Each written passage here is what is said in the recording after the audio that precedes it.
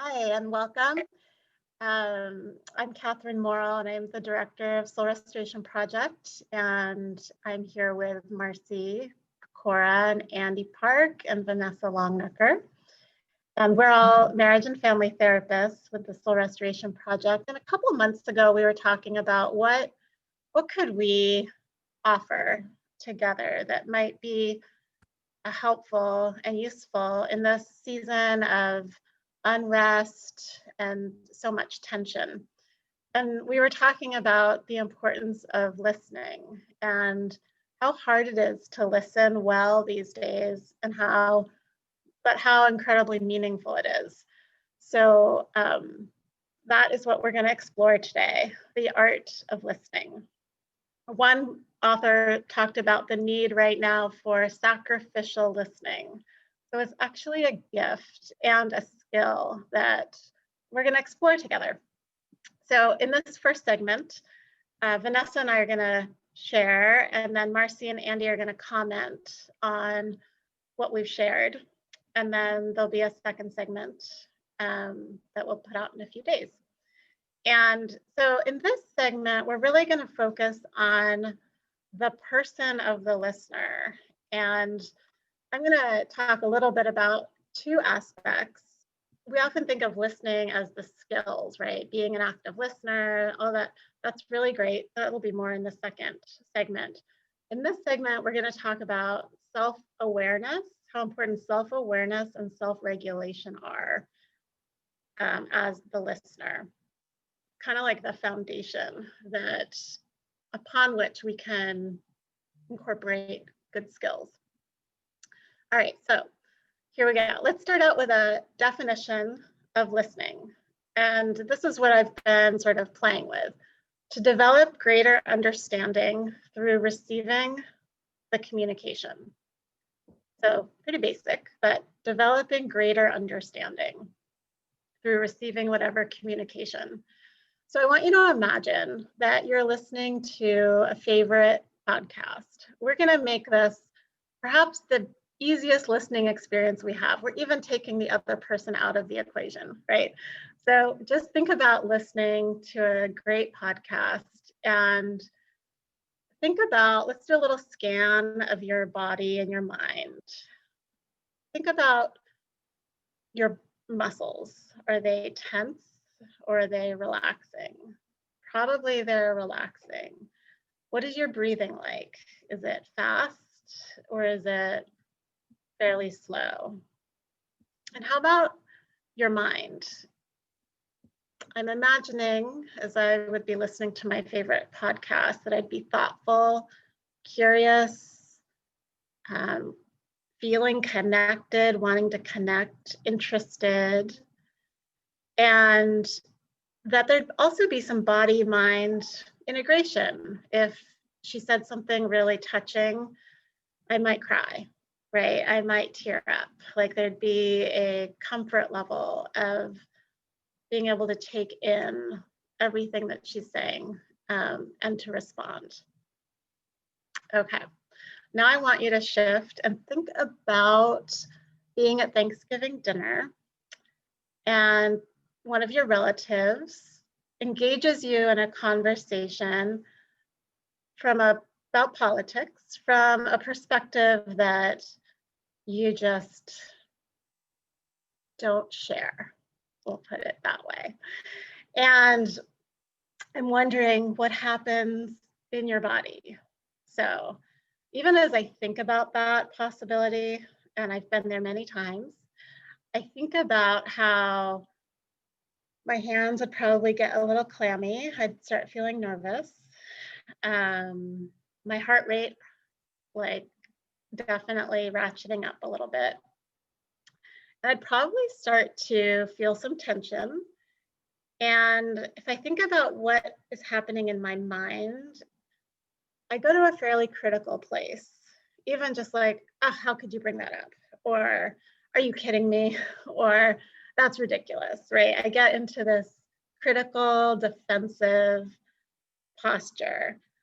So if we're just thinking about how my body and mind are responding, I'm going to say, yeah, I'm getting defensive. I am experiencing this difference, what I'm as dangerous. Like, yeah, I'm not being chased by a bear, but the way my body is responding, like, there's danger. There is like danger in the atmosphere.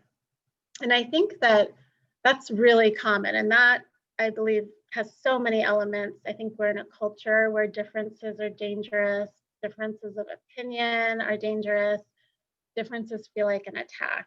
And then they can also be very personal as well.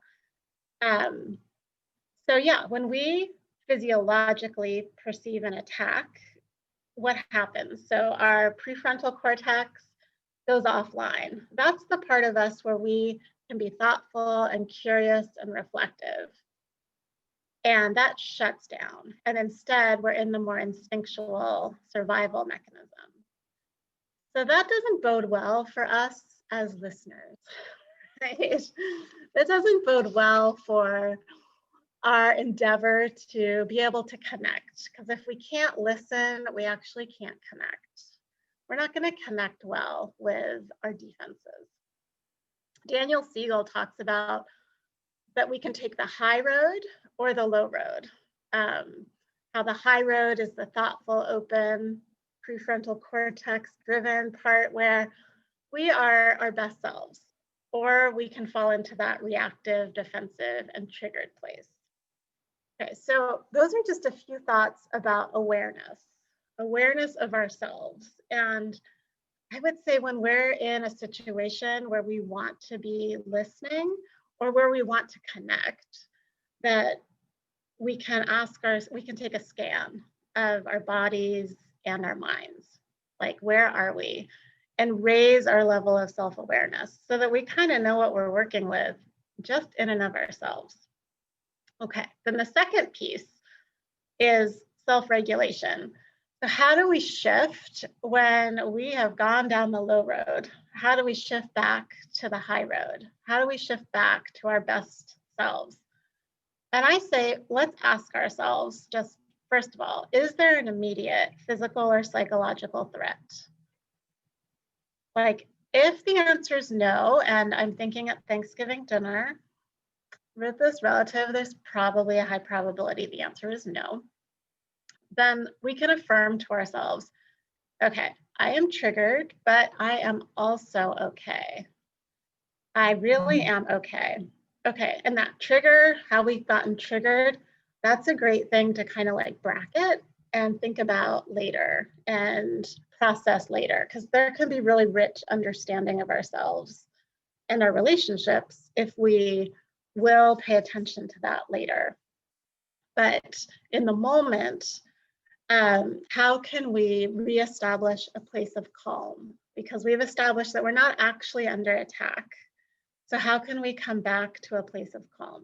And I'm going to say that probably our best tool in the moment is breathing.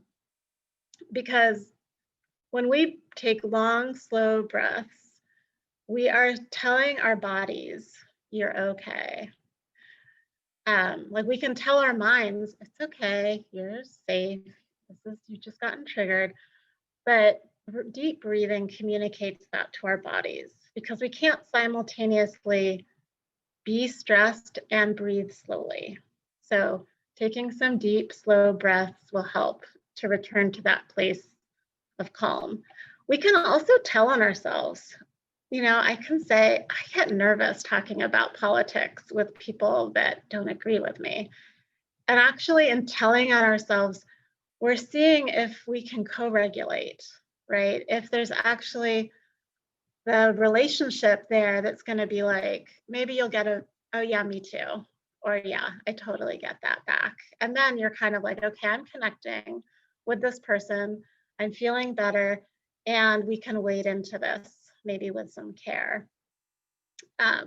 Hey, if those don't work, maybe you need to take a little time out, go for a walk, tend your plants, maybe appreciate the person. Like, hey, I remember when we had that fun camping trip, and there's a lot more to that person than just this. all these ways are ways of helping to broaden the perspective and return to a place of calm.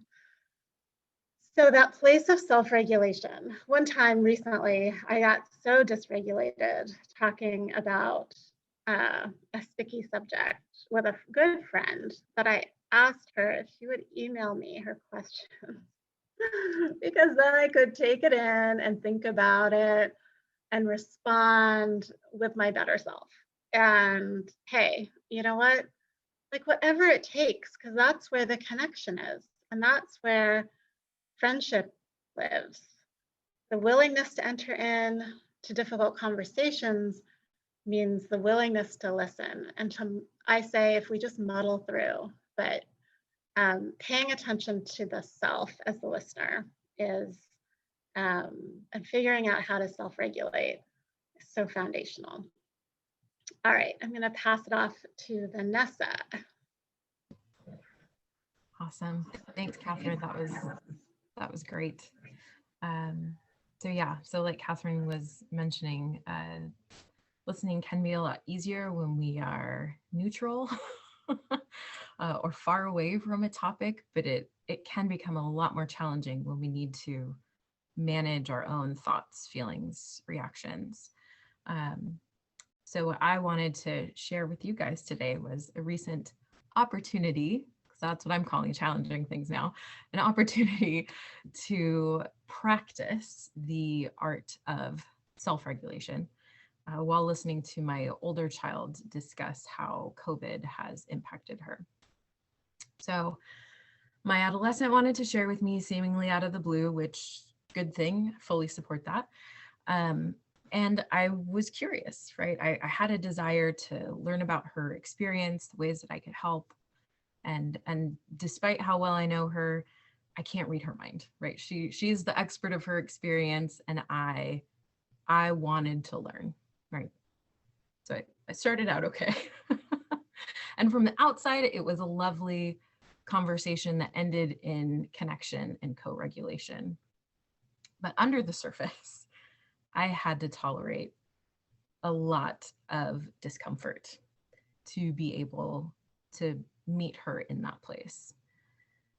So while she was sharing, again, behind the scenes, it started to become very difficult for me to listen. First, I noticed what was happening in my body. I was physically like, oof, like just kind of bristling. My jaw was clenched, and I noticed even in my weight, I kind of wanted to like shift away. And so I knew just by those physiological signs, like, oh, okay, let's take a minute, like let's slow down and stay curious, not just about her and what was happening with her, but about like what on earth was that in me. So I was able to recognize that I was starting to feel defensive, right? Like Catherine mentioned, like there's a perceived threat. So I sat with my defensiveness for a little bit and was like, okay, what are you trying to tell me, right? Like what's threatening about this? And she wasn't attacking me, she wasn't insulting me, she wasn't being disrespectful. There was no overt threat by what my child was saying. So what felt so vulnerable that I had to defend against it? Right. So as I'm asking myself this and noticing my body still pretty tense, I'm having to like intentionally like unhinge my jaw, like open my mouth, even yawn a little bit and take some breaths to continue to listen to her and to myself. So that feeling of defensiveness kind of gave way to feelings of guilt.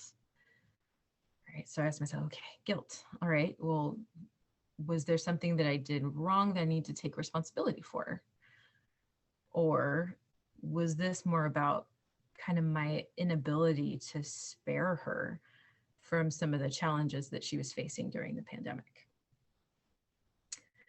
And then it all gave way to sorrow.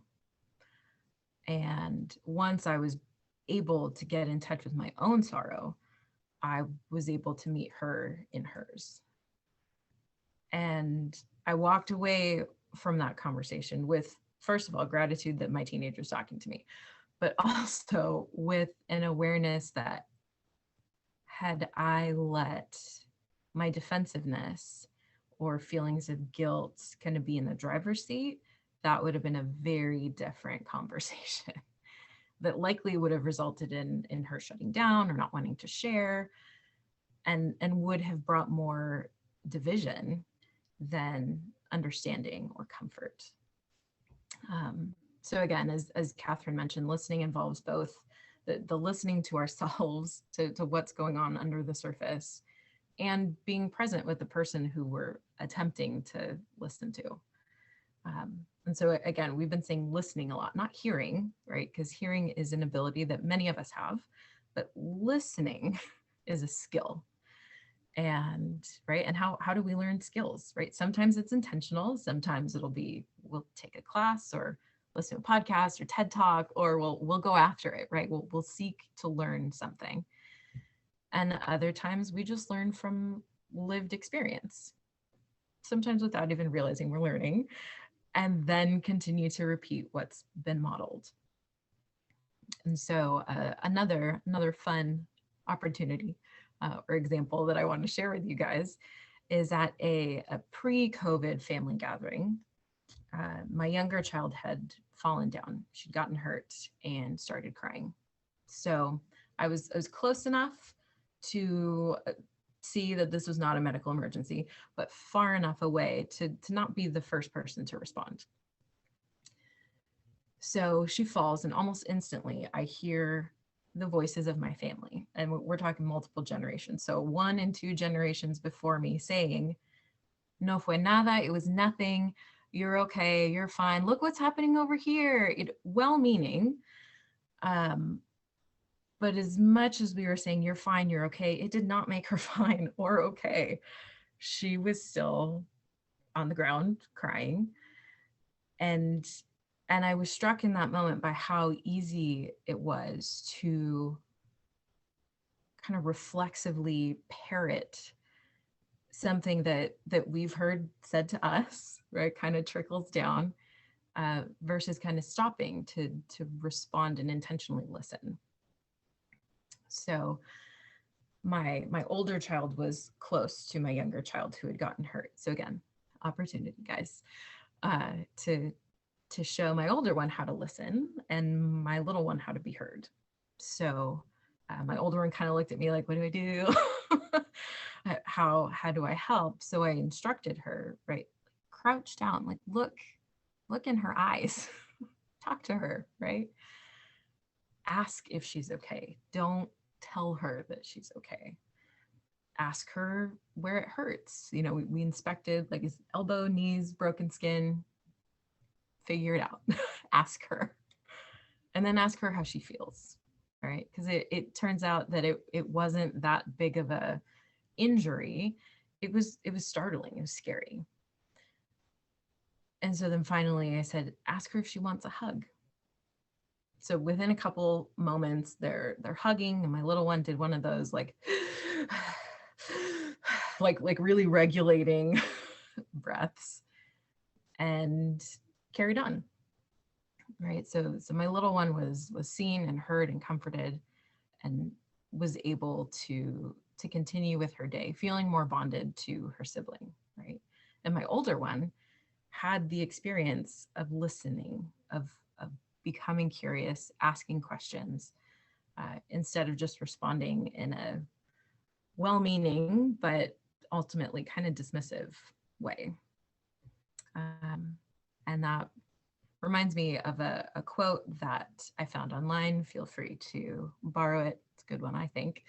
But the quote is that being heard is so close to being loved that for the average person, they are almost indistinguishable.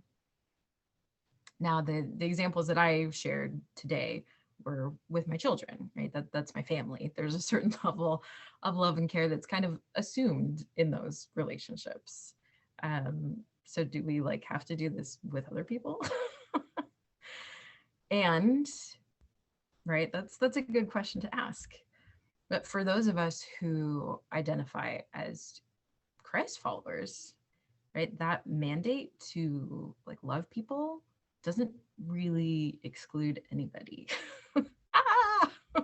Right? That includes like our families, our neighbors, our enemies, the people who vote differently than we do, even the people who fill in the blank, like whatever that is. And so listening, right, again, to the other person, but also to what comes up in us when we are with that other person is such a tangible way to be loving to those around us. And that is certainly a gift that the world really needs. So thank you guys for listening.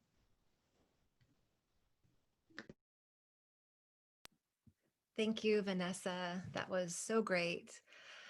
What really stood out to me with what you said was the word curious. And as the listener, we kind of have a lot to do because we're listening to our own self while we're listening to the person we're listening to. And so being curious, like you mentioned, about what's happening in our own body and with our own like inner world, whether we're feeling some feelings about what they're saying. It's like a choice really to dig in and further connect with the person we're listening to, or to pull back, like you said, in defensiveness. And so being curious about our own experience feels really important. I'm glad you spoke about that. And then the other part that felt really important was when you were paying attention to your own self and you connected with your own sorrow, you were then able to connect with your daughter's sorrow, which, creates connection with her. And then you were really practicing empathic listening, because you are trying to walk in her shoes as you're listening and connecting with your own experience and hers. So I really appreciated that. Thank you. Yeah, both of you guys, great. Just being able to really share about your own experiences and kind of what really brings you to listening better and what happens in yourself. And for Catherine, I was really thankful as you shared about kind of that Thanksgiving's kind of scenario, because it's coming up and we have those hard situations. And I think for me myself too, like I've been paying a lot more attention to my body and the signals it sends. And when I'm in that limbic fight or flight kind of place because someone's really coming at me with questions or whatever, I light up like a Christmas tree, and it feels very uncomfortable. Christmas tree is also very appropriate, but for me, like, and my clients, when I share that with them, like it helps them understand that they're not alone when they feel so dysregulated. And you're really talking about how important it is to be regulated in these moments, because if not, we are not going to be fully attentive to the people around us. And so I really, really appreciate it, just kind of as you reflected how important that is, because I think we all want to become better listeners, and as therapists too, we want to become better listeners all the time. And how we do that is really being able to take accountability within ourselves, and ask the person we're talking to. Yeah, like you mentioned, send us the questions via email, because that's maybe a little bit easier to digest than saying things out of the whim when you may not be intending a certain way. So thank you so much for sharing that. It's been really, really good just reflecting on that and all things that both you guys actually talked about. All right. It's been great to be with you all today, and we look forward to sharing again in a little bit more skills related to listening. So until then, we're signing off. Bye.